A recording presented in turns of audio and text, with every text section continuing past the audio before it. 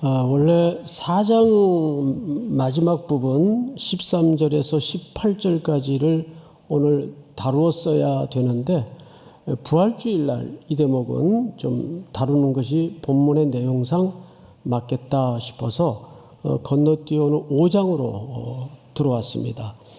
5장 1절 한번 볼까요? 1절 형제들아 때와 시기에 관하여는 여기 때, 시기라는 표현을 썼어요.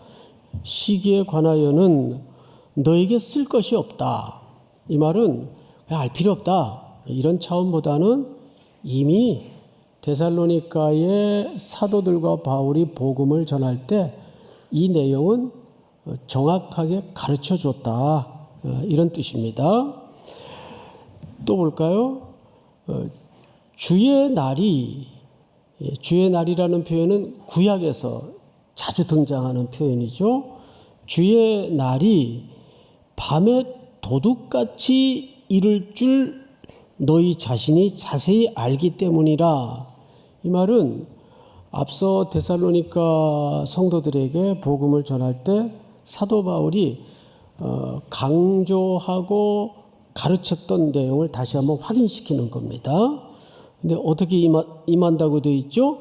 도둑같이 이룰 줄 너희가 안다.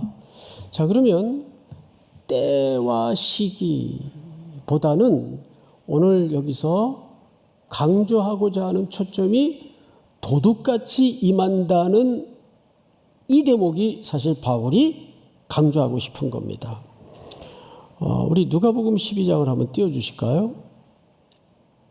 너희도 아는 바니 집주인이 만일 도둑이 어느 때 이를 줄 알았더라면 그 집을 뚫지 못하게 하였으리라. 그러므로 너희도 준비하고 있으라. 생각지 않은 때에 인자가 오리라 하시니라. 이 말은 도둑같이라는 비유를 통해서 예수님의 재림의 시간과 때를 강조하는 게 아니라 돌연성을 강조하는 겁니다. 이해가 되죠, 여러분? 그러니까 요즘 그 시한부 종말론주의자들이라든지 또 계시록을 이상하게 해석을 해서 맨날 며칠 몇 시에 또 어떤 분은 3년 안에 오신다. 자꾸 이런 소리 하면 귀담아 듣지 마세요. 실제 그렇게 좀 연세가 드신 분인데 말씀하시는 분도 제가 들어봤어요. 자, 문제는 때와 시간에 관심을 갖는 것은 사실 데살로니가 교회 성도들도 마찬가지였어요. 왜 그랬을 것 같아요? 너무 힘겨우니까. 복음을 받고 로마의 가치와 질서를 따르지 않는다는 것은 그만큼 일상의 손해와 핍박을 각오해야만 가능했던 시대이기 때문에 힘들죠. 그러니까 주님 빨리 오셨으면 좋겠다. 그러니까 이런 분위기는 언제 일어나냐 하면 이 시대가 혼란할수록 예측이 안 되고 시대가 점점 험악해질수록 주님 빨리 오셨으면 좋겠다. 그런 마음은 이해하는데 오늘 여기서 그 때와 시기를 강조하는 게 아니라 주님의 재림이 돌연성을 갖고 있다. 어느 날 갑자기. 근데 이 돌연성에도 두 가지 측면이 있어요. 3절을 한번 보십시다. 그들이 평안하다 안전하다 할 그때에 임신한 여자에게 해산의 고통이 이름과 같이 멸망이 갑자기 그들에게 이르리니 결코 피하지 못하리라. 이게 한 부류예요. 그런데 이 부류는 뭐에 취해 있는가 하면 아무 걱정 없어. 평안해. 안전해. 이 정도면. 사실 시계바늘을 거꾸로 돌려서 이 의미를 이해하려면 2000년 전 로마 제국하의 문맥으로 역사의 배경으로 돌아가야 돼요. 2000년 전 로마가 지배하던 절대 제국의 시대에 주인은 가이사였어요. 그리고 로마가 추구하던 국가 철학이 있었는데 잘 아시죠? 팍스 로마나. 로마의 국가 철학은 평화였습니다. 그런데 꼼꼼히 따져보면 아무 염려 근심 걱정 없는 섬김과 사랑과 돌봄과 자비가 넘치는 그런 질서나 그런 평화가 아니었어요. 항거할 수 없는 힘으로, 물리적인 파워로 찍어 누르는 평화였습니다. 그리고 그때는 소도시 국가들이 저마다 경쟁적으로 로마의 보호 우산 아래 들어가서 안전을 추구했어요. 그러다 보니까 황제 숭배 사상도 가만히 들여다보면 로마 정부가 강제로 시켜서 황제 숭배 사상이 일어났기보다는 경쟁적으로 로마의 부와 로마의 편의를 제공받기 위해서 도시마다 황제를 숭배하는 일들이 경쟁적으로 벌어졌습니다. 조금은 자발적으로 일어났다는데 참 맹랑함이 있어요. 그러던 시대예요. 그러니까 로마 제국하에 편입된 국가들은 이 정도면 배부르고 등 따시고 먹고 살만하다. 자, 우리가 그래도 로마 제국 하에 편입되어 있는 국가인데 누가 건드려? 평안하다, 안전하다. 이걸 보통 구약에서도 보면 거짓 평화라고 얘기합니다. 위장된 평화. 그런데 놀랍게도 이걸 그대로 오늘날 시대로 끌고 오면 오늘날도 거의 비슷해요. 본질이. 오늘날은 또 하나의 우상이 뭡니까? 만몬이에요. 그냥 돈만 빵빵하게 준비되면 못할 게 없잖아요. 내 미래가 안전해지는 것 같고 내 삶이 안전해지는 것 같아요. 그리고 더 이상 걱정이 없을 것 같아요. 이런 걸 보통 뭐라 그러냐면 취해 있다라고 얘기하는 겁니다. 취해 있는 거예요. 세상의 가치에 빠져 있고 중독되어 있고 취해서 그것이 내 인생을 담보할 것처럼 내 미래를 보장해 줄 것처럼 속이는 거죠. 그런데 우리가 짧게만 살아봐도 이 세상이 어떻게 돌아가는지 알잖아요. 예측이 안 돼요. 불확실해요. 얼마나 예기치 않는 엄청난 일들이 하루아침에도 잠만 자고 나면 벌어집니까? 끔찍한 일들이 일어나고 강원도 산불에 미얀마의 7.8의 지진에 그 흔들림이 태국에 더 큰 충격을 이번에 주었어요. 몇만 명이 죽거나 매몰되거나 지금 또 시신조차 수주하지 못하는 그런 어려움에 처해 있습니다. 자, 그래 또 한쪽에 삶의 패턴이 있어요. 4절을 보세요. 4절. 한번 같이 읽어볼까요? 4절은 시작. 형제들아 너희는 어둠에 있지 아니하매 그날이 도둑같이 너희에게 임하지 못하리니. 자, 여기 형제들아라는 표현으로 봐서 이건 성도들을 얘기합니다. 그렇죠? 성도들에게 이제 하는 얘기예요. 성도들에게 뭐라 그러냐면 성경 기자가 너희는 어두움에 있지 아니하매, 우리가 어두움에 있지 않다는 말은 반대 개념으로 어디에 있다는 얘기입니까? 빛 속에 있다는 얘기예요. 어두움에 있지 아니하매 그 날이 도둑같이 너에게 임하지 못하리니. 이 말은 재림이 오면 파루시아, 예수님의 도련한 재림이 이루어지면 준비 안 됐던 사람들에게는 멸망이고 피하지 못하는 심판이 돼요. 그런데 너희는 형제들아, 당신들은 그 도둑같이 임하지 못한다. 왜 그럴까요? 이게 무슨 뜻일까요? 자, 우리는 가장 굵은 목적지를 알아요. 주님이 다시 온다는 사실을 압니까 모릅니까? 알죠. 그런데 다만 똑같은 것은 우리에게도 돌연적으로 일어나요. 그러나 우리는 그 주님은 반드시 오신다. 그래서 요한계시록 마지막 장 마지막 절이 어떻게 끝납니까? 아멘 주 예수여 오시옵소서. 전 정말 이 순간을 소망하며 살아요. 매일매일. 뭐 힘든가 보다. 힘들어요. 예. 정말이에요.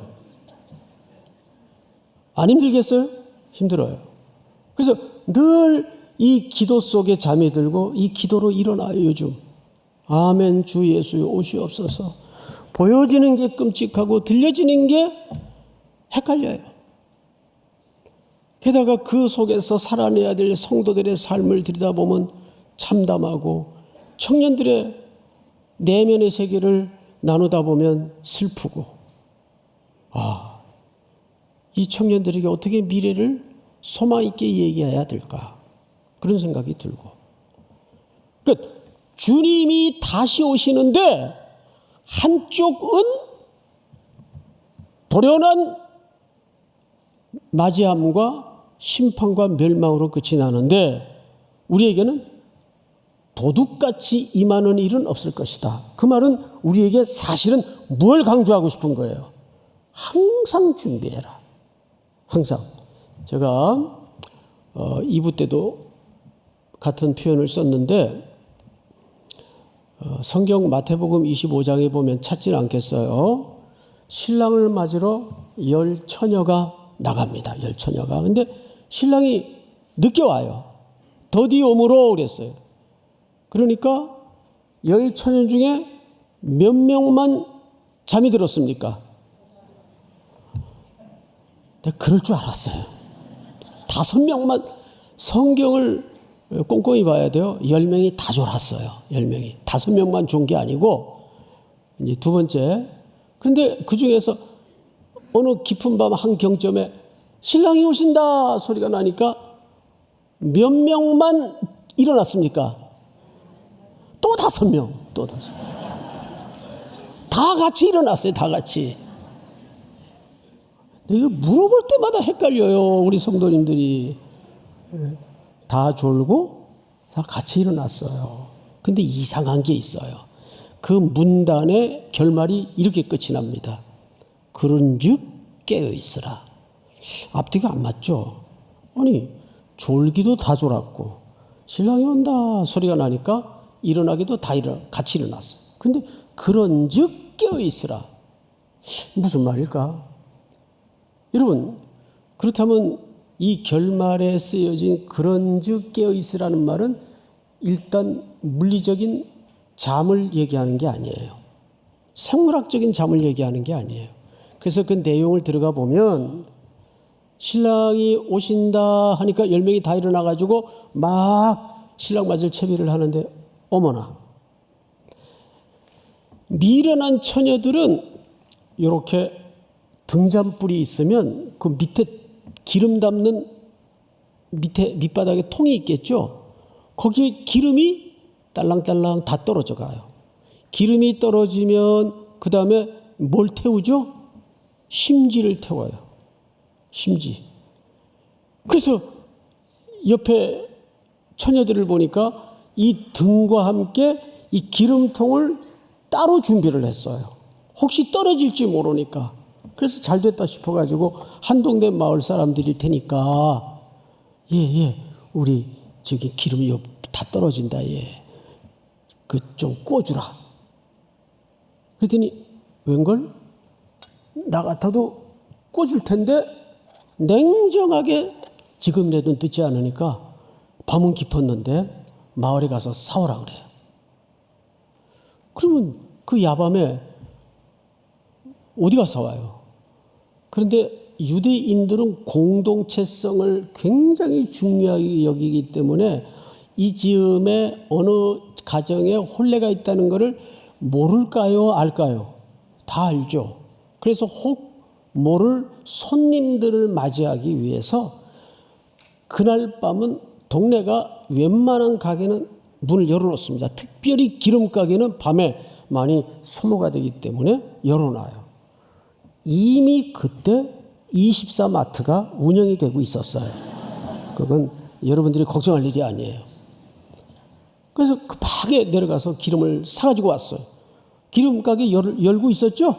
기름 사갖고 왔어요. 그래서 딱 들어가려는데 문이 이미 딱 닫아진 겁니다. 쾅쾅쾅 두들겼더니 누구냐? 주인이 하는 말이 너희를 알지 못한다. 종말과 심판으로 끝이 납니다. 그럼 도대체 이 본문이 의도하는 바를 알아야 돼요. 그래서 몇 가지 질문으로 결론을 같이 한번 도출해 보죠. 첫째, 기름은 신랑 온 후에 준비하는 겁니까? 오기 전에 준비하는 겁니까? 오기 전에 준비하는 거죠. 잘하셨어요. 대답을. 두 번째, 그러면 신랑이 언제 와요? 언제 와요? 모르죠? 그럼 뭐 어떡하라는 얘기예요? 세 번째, 언제 올지 모르는데. 예? 항상. 여러분, 바로 이 지점이에요. 깨어있으라는 말은 잠자지 말고 있으라는 그 얘기가 아니고 무슨 뜻인가 하면 항상 오늘이 신랑 오시는 날인 것처럼 일상을 놓지 말고 살아라 그 말이에요. 이게 일상이에요. 우리 일상이라는 게 늘 하던 일 또 해야 되고 그 일이 그 일이고 끊임이 없잖아요. 이거를 감당하고 있으라 그 말이에요. 여러분, 우리 출애굽기 27장을 한번 띄워볼까요? 출애굽기 27장. 출애굽기 27장. 너는 또 이스라엘 자손에게 명령하여 감나무로 짠 순수한 기름을, 이 등불에 쓰여지는 기름은 첫째 순수한 기름이어야 돼요. 첫 번째가 등불을 위하여 네 개로 가져오게 하고 끊이지 않게 등불을 켜대. 자, 등불이 꺼트려서는 돼야 안 돼요. 끊이지 않게. 그러면 이 제사장은 항상 이 기름이 떨어지나 안 떨어지나를 봐야 돼요. 주목해야 돼요. 늘 정리하고 준비해야 돼요. 다음 절. 다 같이 시작. 아론과 그의 아들들로 회막안 증거계 앞 휘장 밖에서 저녁부터 아침까지 항상 여호와 앞에 그 등불을 보살피게 하라. 이는 이스라엘 자손이 대대로 지킬 규례이니라. 네, 여기도 보면 저녁부터 아침까지 어둠의 시간이죠. 아침까지 항상 여호와 앞에 그 등불을 보살피게 하라. 여기서 제일 중요한 단어가 사실 항상이에요. 즉 깨어있으라는 첫 번째 주제는 무슨 뜻인가 하면 항상 오늘이 내 인생의 마지막 날처럼. 믿으십니까? 이걸 감당할 줄 알아야 된다 그 말이에요. 그러면 큰 두 번째로 몇 절을 보시냐 하면 5절을 볼까요? 너희는 다 빛의 아들이요 낮의 아들이라. 자, 빛하고 낮은 친구죠. 낮에 뭐가 중천에 떠 있습니까? 큰 광명이 중천에 떠 있어요. 빛이 비추는 시간이에요. 자, 우리가 밤이나 어둠 속에 속하지 아니하나니 밤하고 어둠은 또 한 짝을 이룹니다. 근데 여러분, 성경에서 밤이라는 이 시기적 은유는 어떤 내용을 담고 있는가를 아셔야 되는데, 밤에는 법적으로 뭐 하는 시간이에요? 자는 시간이에요. 그래서 깨어라는 말은 잠들다의 반대말인데, 잠들다는 말은 영적으로 게으른 상태이거나 죽은 상태를 얘기하는 거예요. 또 밤에 하는 일이 뭐예요? 밤에 쏙닥쏙닥 하지 마시고 주로 밤에 하는 일은 취해 있어요. 아, 평안하다, 취해 있어요. 아, 안전하다, 취해 있어요. 그래서 밤에 속한 자의 특성은 뭐냐면 영적으로 잠들어 있거나 게으른 상태에 있거나, 그러니까 방금 27장 출애굽기에도 보면 등불이 꺼질 때가 두 경우가 있어요. 첫째, 적의 습격으로 전쟁이 벌어졌을 때 등불이 간혹 꺼집니다. 꺼져서는 안 되는데. 근데 대박인 것이 두 번째 이유가 뭔지 아세요? 두 번째 이유는 언제 꺼질 것 같아요? 시대를 지키는 영적인 지도자인 제사장들이 게을러 있거나 잠들어 있을 때 꺼집니다. 그건 오늘 이 시대에 주는 메시지가 커요. 그러니까 이 시대에 말씀의 등불을 계속 듣든지 안 듣든지 이해되든지 안 되든지 심지를 돋워서 기름을 붙여 불을 돋워야 되는 책무를 가진 자들이 게을러 있거나 잘못된 삶을 통해서 잠들어 있으면 그 시대는 밤을 만나는 거예요. 이 끔찍한 세상이 오는 거예요. 그리고 외부에 공격이 있을 때. 여러분, 마찬가지. 지금 데살로니가 성도들이 마주하고 있는 세상은 그냥 널널하고 모든 게 여유롭고 모든 게 가능한 시기가 아니라 로마의 가치와 로마의 철학과 로마의 질서와 저항하여 복음을 붙들고 있는 사람들이에요. 경제적인 육체적인 핍박은 말할 것도 없고 얼마나 힘들고 흔들리고 있겠어요. 그때 그 상황에서 하는 얘기예요. 자, 그런데 거기에 구체적인 방법을 이렇게 얘기합니다. 성경을 잘 보세요. 6절. 그러므로 우리는 다른 이들과 같이 자지 말고 오직 깨어 정신을 차릴지라. 자, 앞으로 보실까요? 우리 정신 차려 이런 말 요즘도 쓰죠. 근데 오늘의 개념과 조금 다른 의미를 내포하고 있는 것은 정신 차리라라는 말은 무슨 뜻인가 하면 이런 뜻입니다. 영적인 맑음을 유지해라 그 뜻이에요. 이걸 실증적인 예를 하나 들게요. 우리 이렇게 야외 같은 데 나가서 오랜만에 냇가에 앉아서 흐르는 물을 봐요. 물이 얼마나 깨끗한지 밑바닥까지 다 보여요. 맑은 시냇물 보면 기분도 좋잖아요. 그 맑음의 특징이 뭘까요? 어떻게 해야 그렇게 맑은 물이 될까요? 일절 다른 부유물이나 부산물들이 섞이지 않을 때, 오직 물만 흘러갈 때 맑은 물이 돼요. 그러니까 정신을 차리라는 말은 영적인 맑음을 유지해라는 뜻인데, 영적으로 성도들 가운데도 보면 이렇게 삶이 정신이 복잡한 사람이 있어요. 이것도 해야 될 것 같고 저것도 안 하면 불안하고, 현대인들이 그렇잖아요 지금. 그러니까 오만 세상의 흥미로움과 염려거리들이 다 내 인생에 쌓입니다. 그러면 그 정신이 맑아지겠습니까? 천지사방으로 갈래길을 내겠습니까? 천지사방으로 복잡해지는 거예요. 그럼 삶이 맑질 못해요. 이걸 더 쉽게 표현을 하자면 심플해져라 그 말이에요. 취미생활도 한 가지만 하세요. 한 가지만. 네? 이거 했다 저거 했다 그러지 말고, 족구면 족구, 축구면 축구, 한 가지만 하세요. 그런데 이 취미생활 또 뭐 오지랖들이 또 의외로 많아요.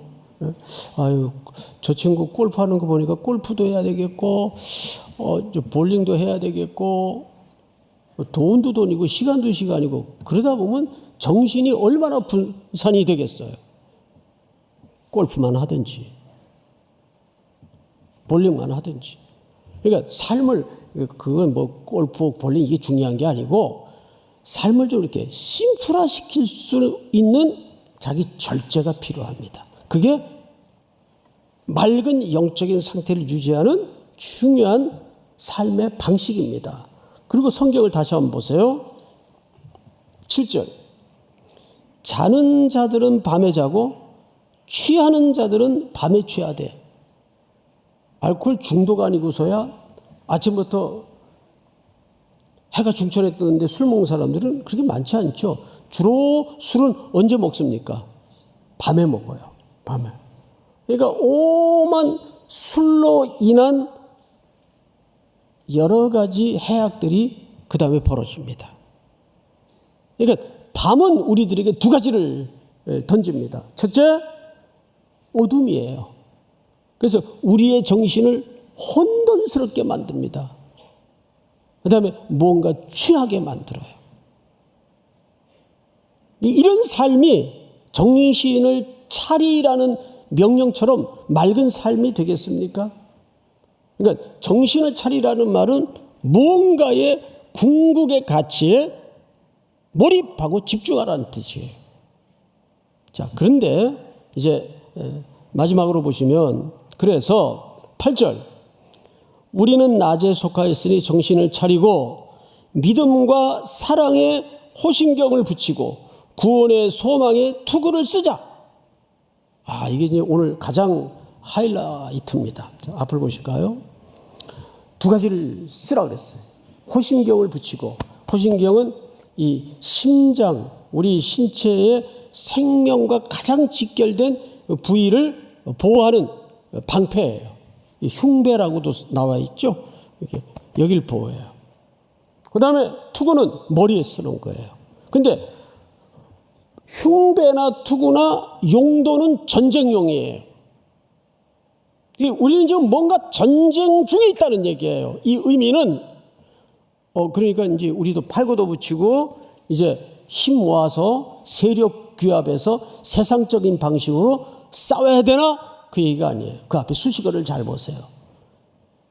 호신경을 붙이고라는 말은 그 앞에 뭐가 수식되어 있어요? 믿음과 사랑으로. 우리가 싸우는 삶의 방식은 세상에 거친 방식으로서가 아니라 믿음과 억울하지만 하나님의 심판하심을 믿고 여전히 나를 향하여 공격하는 상대를 끌어안고 기도하고 사랑하고. 어렵죠. 어려워요. 차라리 쉬운 게 뭔지 아세요? 칼을 뽑는 거예요. 말고의 귀를 잘랐던 어느 제자처럼. 우리가 바본 줄 알아? 이 순간 지는 거예요. 그건 기독교의 방법이 아니에요. 그게 사실은 제일 쉬워요. 그 다음에 두 번째, 무슨 투구를 쓰라 그랬어요? 구원의 소망의 투구를 쓰라 그랬어요. 머리 보호한다는 얘기예요. 고대 사람들은 이 심장 또 머리 여기에서 모든 감정과 정서가 생성된다고 믿었습니다. 그래서 에베소 6장의 말을 여기서 인용해 온 건데 에베소 6장의 말씀은 전부 그 덕목이 어떤 무기의 종류를 얘기하기보다는 우리의 정서를 얘기하는 거예요. 감정을 얘기하는 거예요. 왜 그런지 아세요? 사탄이 똑똑해요? 똑똑하지 않아요? 굉장히 영리해요. 그래서 예수 믿는 사람들은 진리나 팩트로 공격해서는 안 통한다는 걸 걔들이 알아요. 그러니까 뭘로 건드리냐면 기분 나쁘게 만들어요. 성질을 돋우어요. 이래서 무너뜨립니다. 그 교회 안에서도 분쟁을 보면 다들 싸움 끝나고 나서 자기네들끼리 앉아 그래요. 그 싸움에 대한 복귀를 하면서 그래요. 자기네들끼리 우리가 뭐 이런 걸 가지고 싸웠나. 그것도 3년씩이나 서로 그래요. 그러니까 마귀에게 속은 거예요. 그게. 그러니까 팩트로는 기독교에 대해서 안 된다는 걸 아니까 사탄은 항상 감정선을 건드려서 좌절시키고 낙심하게 만들고 뒤로 물러가게 만들고 기분 나쁘게 만들어서 하나님의 일을 집어던지게 만들고 성질을 돋우어서 싸우게 만들고. 여기 흉배를 붙이고 투구를 쓰라는 말은 그걸 방어하면서 견디는 힘을 얘기하는 거예요. 버텨내는 힘을 얘기하는 거예요. 믿습니까? 진짜 여기서 하고 싶은 말이 그 말이에요. 사랑과 믿음의 흉배를 붙이고 호신경을 붙이고 구원의 소망의 투구를 쓰고 라는 말은 견뎌내는 힘, 버텨내는 뚝심, 이거를 잘 감당하라 그 뜻이에요. 그러니까 이기는 사람이 강한 사람이 아니고 잘 버텨내는 사람이 강한 사람이에요. 이 말씀 들으면서 지금 말씀을 듣는 가운데 몇 분이 고개를 숙여요. 내 일기를 훔쳐보셨나? 지금 이거를 집어 던져 마로 그러고 있는데 한 주 더 버텨야 되겠다. 그래, 사표는 언제든지 낼 수 있는 거야. 네? 진짜예요. 사표 써요. 그리고 딱 넣고 윗사람이 댕댕거리면 나 사표 썼다. 무서운 거 없어. 딱 믿음 가지고 이건 내가 언제든지 낼 수 있어. 맞잖아요. 언제든지 낼 수 있잖아요. 근데 안 내야죠. 네? 안 내야죠. 내면 안 되죠. 그게 견디는 힘이고 버티는 힘이에요. 신앙생활은 우리의 일방적인 생각처럼 뭔가를 성취해내고 뭔가를 돌파하고 그쪽보다는 견디고 버텨내는 싸움을 하는 거예요. 할렐루야. 마지막으로 알겠어. 알겠는데 그걸 나 혼자 감당하기엔 너무 힘든데 너무 지치는데 방법을 가르쳐 드릴게요. 11절 전체가 한번 같이 읽겠습니다. 시작. 그러므로 피차 권면하고 서로 덕을 세우기를 너희가 하는 것 같이 하라. 여기에서 덕을 세우기를 이라는 말을 찾아보니까 이 덕이라는 말이 조금 번역이 어색해요. 그래서 차라리 덕을 빼고 이렇게 읽는 것이 전체 의미에 더 적합한 게 뭐냐면 그러므로 피차 권면하고 서로 세우기를 너희가 하는 것 같이 하라. 이미 데살로니가 성도들은 형제 사랑 또 서로 섬김 여기에 대해서는 칭찬을 받은 교회예요. 이 말은 건물을 세울 때 서로 의지가 되듯이 교회 공동체라는 것은 그렇게 서로 세워주는 역할을 한다 그 뜻입니다. 우리는 주일날 이렇게 예배 드리러 들어오는 우리 성도님들을 보면 어떤 때는 정말 속으로 눈물이 날 때가 있어요. 아이고, 한 주간도 얼마나 힘들었을까. 막 너덜너덜 해가지고 들어오는 분들, 지쳐가지고 들어오는 분들. 그러면 앉아서 고개를 푹 숙이고 기도보다 한숨이 먼저 앞서 나올 때가 있죠.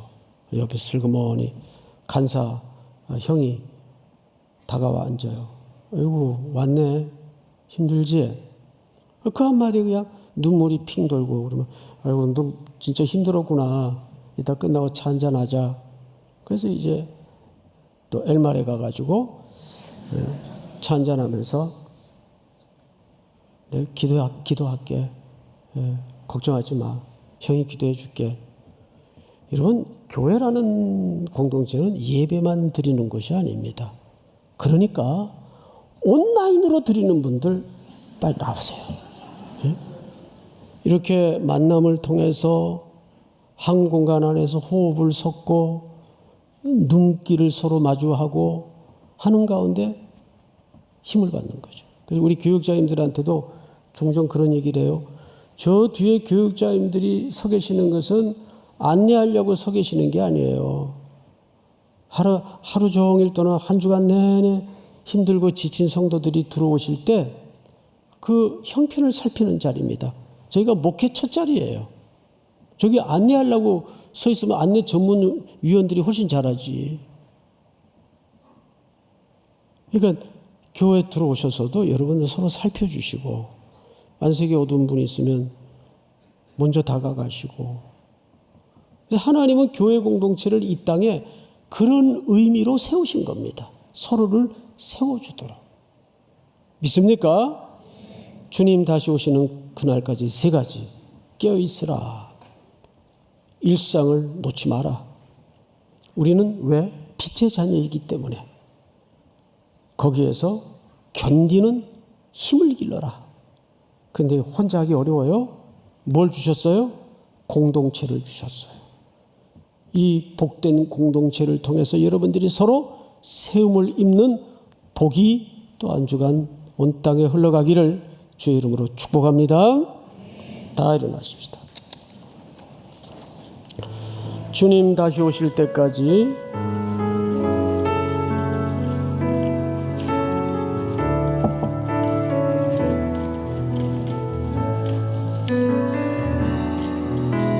주님 다시 오실 때까지 나는 이 길을 가리라.